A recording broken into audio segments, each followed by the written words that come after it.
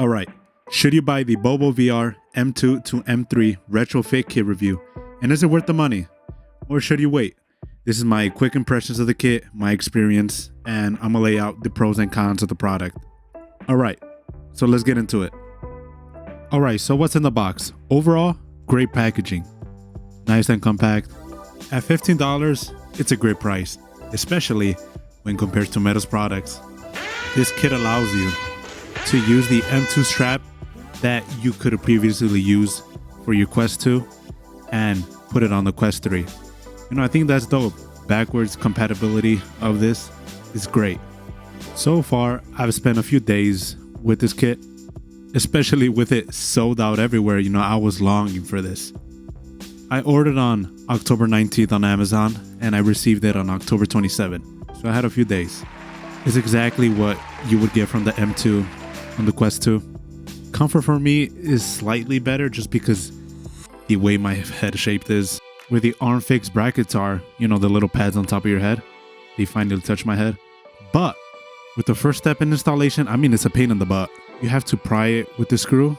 And at first, you think it's a little pry, but you really got to pry it. You got to get the screwdriver, really slide it in, put it in hard. And if you don't, because it's held by clips on both sides, you damage the heck out of it. That's why I wasn't able to get an installation process recorded, because it was kind of hard to pry it open. But overall, once you stick it in, it pops open.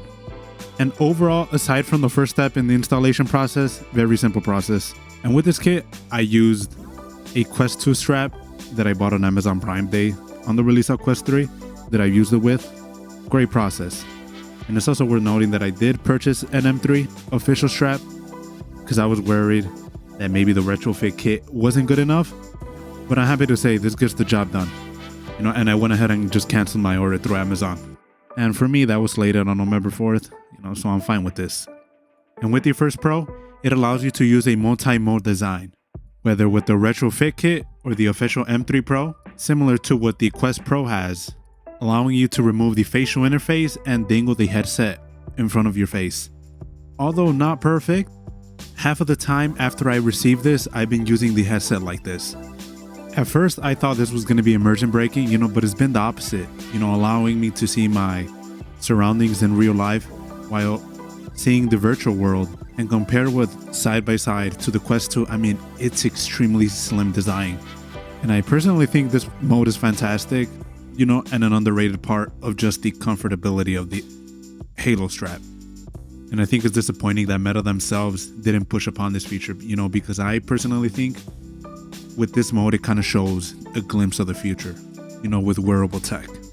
And the second pro for me is it's extremely comfortable, especially since coming from the stock strap, whether the Quest 3, although it is better and improves significantly upon the stock strap that came with the Quest 2, it still kind of sucks.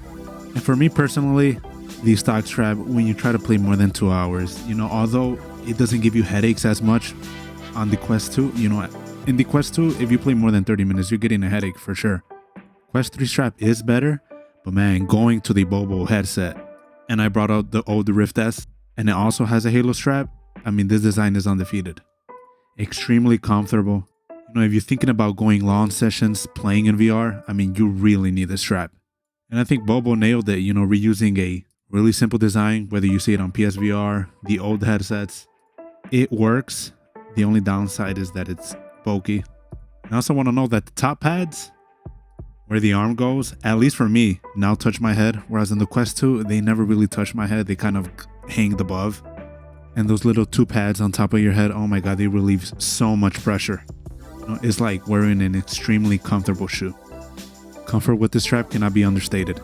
And a slight pro for me at least, battery packs, whether on Quest 2, on Quest 3, they still work. However, they do come with caveats. Battery packs will only keep you stable at a certain percentage, sometimes bringing you up, sometimes bringing you down, but they will not replenish battery life that you lost. Anything above 20% battery life, if you plug one of these battery packs in, you can go lower up to 5%, or most likely you'll just stay there, at 20%. But it's strongly advisable that you plug one in before where you're at 80%, 100%. For me at least, I plug it in at 100%. I know it's not that good for the battery, but I haven't had any issues regarding battery life. And the most time I play is 3 hours, maybe a day, maybe more if I get lucky, on rare occasions. And that's also coupled with the fact that I record my gameplay sometimes. I have it in the loudest audio.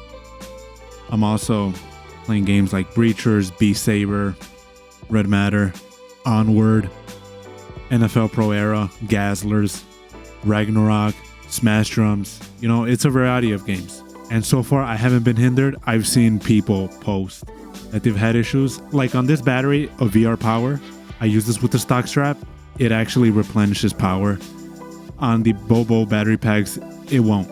Maybe on rare occasions if you have it on the lowest brightness, but don't rely on it. And look, I haven't had issues so far for me. And look, I do have 4 VR packs. I'm more than fine. I could probably go all day playing. And I also wanted to finish off with this last point, for me at least, that both Quest 1, Quest 2, Quest 3, they all have this little plastic strap holder. And look, for me, the reason why I got the Bobo at all was because for me, it broke. I was screwed. But with Bobo's headset, you don't need it. I have yet to seen it break on the Quest 3, whereas on the Quest 2, it's filled in forums. But you have that reinforced security that regardless if it breaks or not, Bobo's got you. And you don't have to print an obscure 3D solution with a 3D printer. So you're fine. All right, so now the cons. So sometimes the battery packs are inconsistent. Whether that's plugging them behind the headset, sometimes they'll turn on, sometimes they won't. Sometimes you gotta double press and hold to turn it on, double press to shut it off. It's kind of janky. It works, I'm able to overlook that, but it can be reinforced to work better. And whether on the Quest 2 or Quest 3, I've encountered that sometimes when charging your headset with one of the packs, it won't charge at full capacity. So sometimes you have to take it off and then it is weird, it is quirky. Do I overlook it? Yes. It's very easy to take off and put it back on. Especially on Quest 3, there are odd instances where you plug in the battery pack, but the Quest 3 is charging really slow and it causes you to lose like 10% battery. I only counted this like 1 or 2 times, but the issue is still there for me at least. Alright, secondly, while you're using the battery packs, they emit like this buzz, like a hiss, from inside the battery pack while charging. It is really loud. I have other external battery packs and before they get charged at full capacity, they will make like a loud sound. And on these packs, it's really, really noticeable since it's right on top of your head. It is annoying. I had to pop in, headphones a couple times. I got in this at least like half a dozen times. Whereas on the Quest 2, I never experienced this at all. So on the Quest 3, not only do you have the noise from the fan inside the headset, so now you have the noise from the battery packs. But to negate it, you just take off the battery pack and put it back on. Or over time, it just stops. I can overlook this, but man, it has to be fixed with an updated M3 Quest 3 battery pack and charging station within the back of the headset. And lastly, the BOBOVR headset, at least it's not exclusive to Bobo, but the Halo strap in general. It's bulky as hell compared to the jock strap that comes with the Quest 3. Like for instance, if you want to watch movies while laying down, the Quest 3 stock strap is way better. Whereas in Bobo, if you try to watch movies, you just feel like this humongous bulge in the back of your head. It's not deal breaking, but it is a factor. And lastly, a con for me at least, is that the Bobo headset at least is a more of a loose fit. It's more of a putting a comfortable shoe on than a athletic shoe. For instance, when playing FPS games, or rhythm games, or fitness games, the headset will tend to move, and over time, like on the Quest 2 for instance, it squeaks.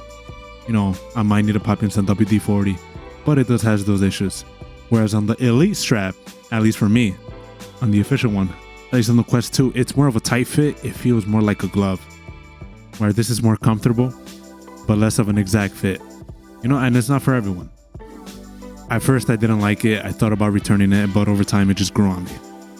However, even with its cons, I still recommend the M3 kit. Whether it's the Retrofit kit or the official strap, I do recommend it. I do think if you can wait for an updated Quest 3 version so that the battery packs can supply enough juice for it not only to get battery from it, but increase the percentage while continuing your playtime.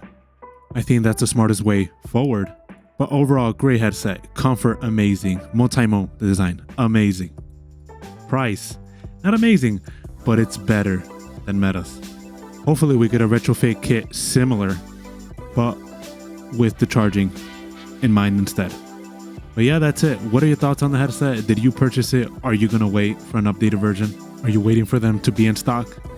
Are you waiting for your package to arrive? What are your thoughts? But nonetheless, that's it. Thanks for watching. Subscribe, leave a comment. But nonetheless, have a great day.